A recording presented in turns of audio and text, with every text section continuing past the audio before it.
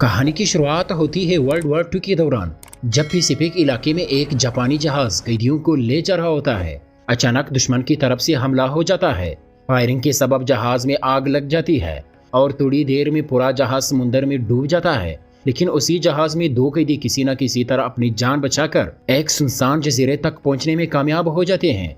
अगली सुबह जब सूरज निकला तो साइटो की आंखें आस्ता आस्ता खुलने लगती है। वो अभी तक शदीद थकन में था। उसे अपने पैर में कुछ भारी सा महसूस होता है। जब उसने गौर से देखा तो पता चला कि उसके पैर में लोहे की जंजीर बंधी हुई थी और जंजीर का दूसरा सर एक बेहोश अमेरिकन सिपाही के पैर से जुड़ा हुआ है। तभी उसके नजर किनारे के करीब पड़ी एक लाश पर पड़ी। वो एक सिपाही की लाश थी।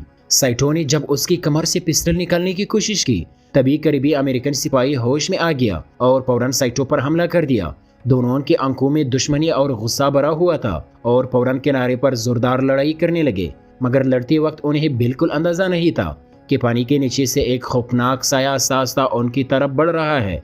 लड़ाई शिद्दत इख्तियार करती गई और आस्ता आस्ता अमेरिकन सिपाही ने काबू पा लिया। उसने साइटो को जमीन पर गिराकर पकड़ लिया, लेकिन उसी लम्हे पीछे से एक खतरनाक क्रीचर ने अमेरिकन को खींच लिया। साइटो ये सब देखकर हैरान रह गया। उसने फौरन करीबी बंदूक उठाई। पहले उसका ध्यान लोगन की तरफ था, लेकिन फिर उसने राय बदल ली और गोली उस डरावनी क्रीचर पर चला दी। गोली लगती ही वो क्रीचर चलाने लगी और पानी में वापस गायब हो गई। ये होलनाक वाकया देखकर दोनों को समझ आ गया कि उनका असली दुश्मन एक दूसरे से ज्यादा वो खतरनाक क्रीचर है। कुछ देर बाद समुद्र से बहकर चंद जरूरी चीजें किनारे पर आ गए। ये देखकर दोनों ने मिलकर सामान इकट्ठा किया ताकि रात गुजरने की तैयारी की जा सके। यूं अंधेरा हुआ, उन्होंने मिलकर एक छोटा सा कैंप बनाया और वही रात गुजारने का फैसला किया। साइटो ने समंदर से पकड़े गए केकड़े पकाकर लोगन को दिए।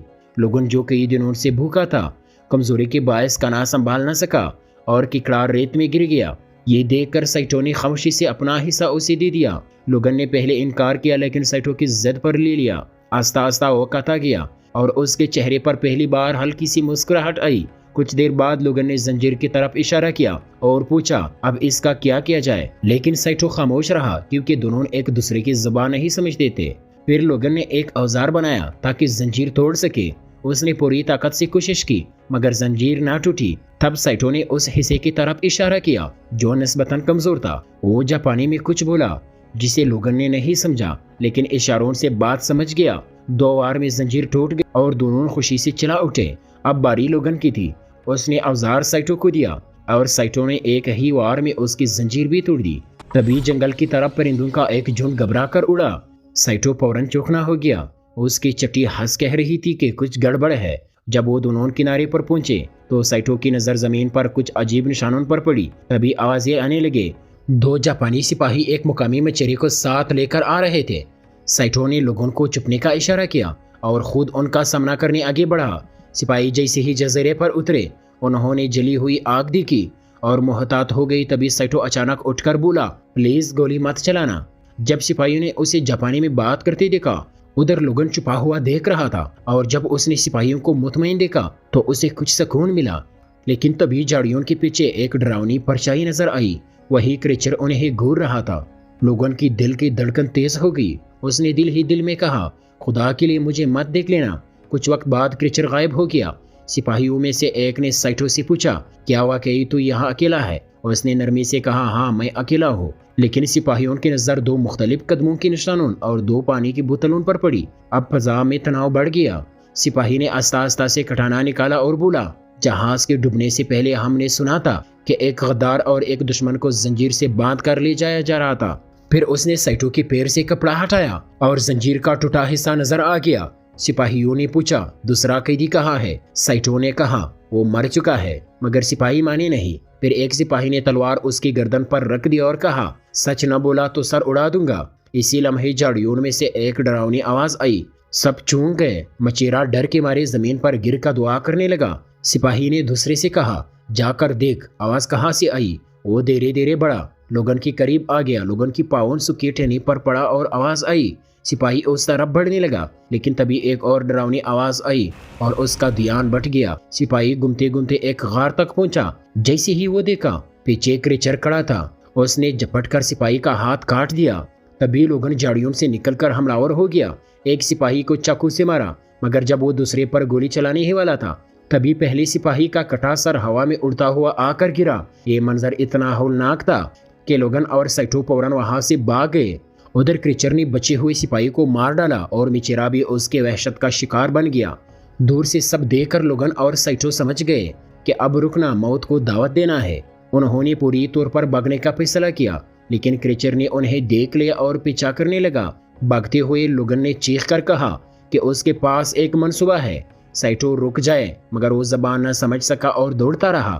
لوگن کا پاؤں پسلا اور گر گیا۔ کریچر اس کے قریب آ گیا۔ لوگن نے بندوق چلائی لیکن گولی چوک گئی۔ وہ اس کی آخری گولی تھی۔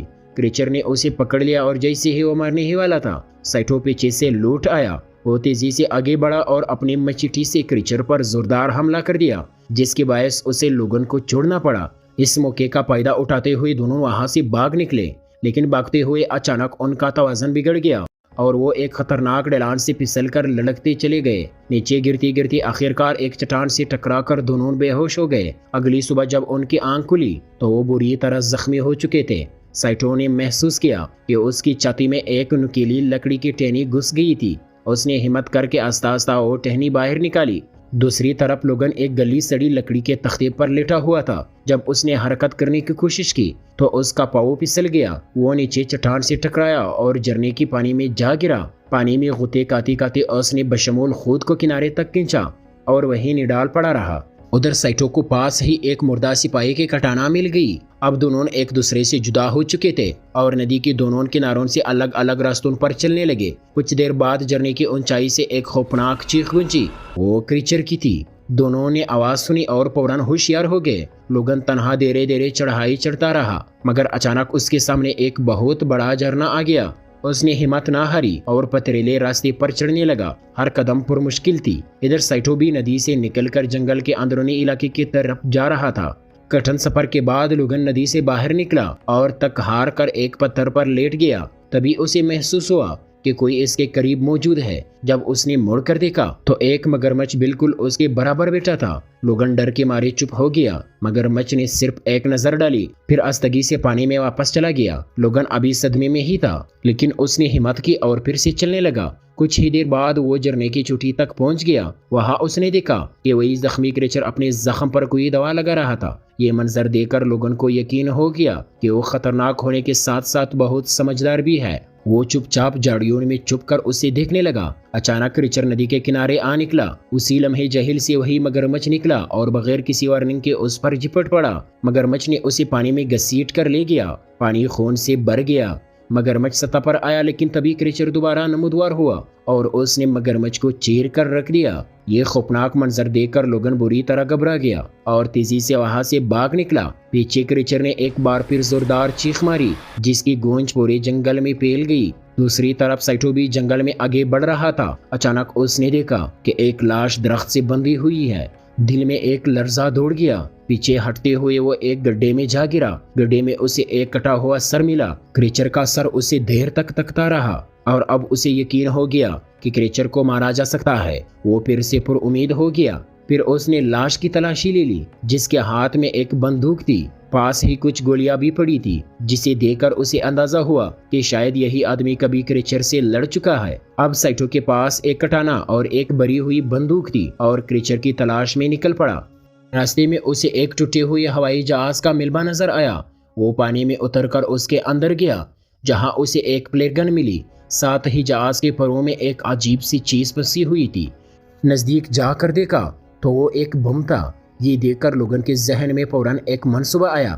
اسی لمحے اسے کسی کے قدموں کی آواز سنائی دی۔ جب پیچھے مڑا تو دیکھا سائٹو کھڑا تھا۔ اس نے اشارے سے ساتھ چلنے کو کہا۔ دونوں جلدی سے ایک غار کی طرف بڑھے۔ وہاں سائٹو نے اشارہ کیا تو دیکھا کہ ایک بڑا سا انڈا پڑا تھا۔ لوگن آگے بڑھنے ہی والا تھا کہ سائٹو نے اسے روک دیا اور کہا، یہ مادہ کریچر ہے، بہت زیادہ خطرناک ہو سکتی ہے۔ لوگن نے غصے میں کہا، اب یا تو وہ بچے گی یا ہم۔ پھر اس نے سائٹو کو اپنا منصوبہ بتایا اور دونوں مل کر بم کو غار تک لائے، لیکن وہاں پہنچ کر دیکھا بم کا ٹریگر ٹیڑھا ہو چکا ہے۔ لوگن نے اسے ٹھیک کرنے کی کوشش شروع کی۔ اسی دوران کریچر گھونسلے کی طرف دوڑ رہا تھا۔ لوگن نے کہا، جہاز میں ایک ایمرجنسی کلہاڑی ہے، وہ لانی ہوگی۔ اس نے پلیٹ جلا کر راستہ روشن کیا اور دوڑ پڑا۔ جب وہ کلہاڑی نکل رہا تھا اسی وقت کریچر وہاں پہنچ گیا۔ سائٹو اس سے لڑنے کو تیار ہو گیا۔ ادھر لوگن مسلسل زور لگاتا رہا اور آخرکار کلہاڑی نکال لی۔ سائٹو نے کریچر کو دھکا دیا اور وہ جہاز کے پاس آ گرا۔ یہی لمحہ لوگن کے لیے سنہری موقع تھا۔ اس نے کلہاڑی سے کریچر پر بار بار وار کیے۔ دونوں نے مل کر خوب لڑائی کی، لیکن جب انہوں نے آسمان کی طرف دیکھا پلیئر بجنے والا تھا، اور جب انہوں نے نظر گھمائی کریچر غائب تھا۔ وہ فوراً بم کی طرف دوڑے تاکہ کام مکمل کرے۔ سائٹو پہرا دینے لگا اور لوگن بم کی پن کو درست کرنے لگا۔ پن سیٹ ہوتے ہی کریچر پیچھے سے حملہ اور ہوا، لیکن سائٹو نے فوراً اس پر وار کیا اور اپنی تلوار اس کی سینے میں گھونپ دی۔ جیسے ہی وہ کریچر کا سر کاٹنے گیا، کریچر نے پلٹ کر وار کیا اور اس سے دیوار سے مارا۔ پھر وہ لوگن پر چڑھ دوڑا اور اس کی چھاتی پر گہرا زخم لگا دیا۔ یہ منظر دیکھ کر سائٹو نے ہمت کی، بندوق اٹھائی اور کریچر کی آنکھ میں گولی مار دی۔ کریچر درد سے چلا اٹھا اور لوگن کو چھوڑ دیا۔ پھر سائٹو نے ایک اور گولی چلائی مگر نشانہ خطا گیا۔ تبھی اس نے کریچر کے انڈے پر گولی مار دی۔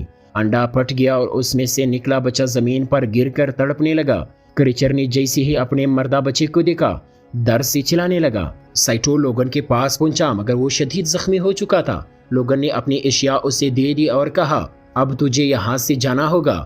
سائٹو نے درد بھری نظروں سے اسے الوداع کہا اور غار سے باہر نکل آیا۔ کریچر اب لوگن کے قریب پہنچ چکا تھا۔ لوگن نے فوراً بم ایکٹیویٹ کر دیا۔ اگلے ہی پل غار کے اندر زوردار دھماکہ ہوا۔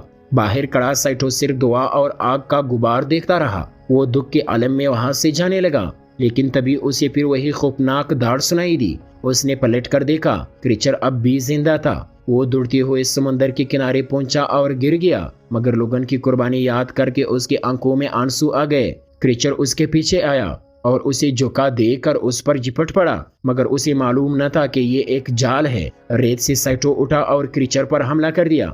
دونوں کے درمیان خطرناک لڑائی ہوئی۔ آخرکار سائٹو نے ایک زوردار وار کر کے اسے زمین پر گرا دیا، لیکن اس نے اسے مرنے کی بجائے اپنی تلوار زمین میں گاڑ دی۔ اسے اب سمجھ آ چکا تھا اصل دشمن کریچر نہیں انسان خو تھا۔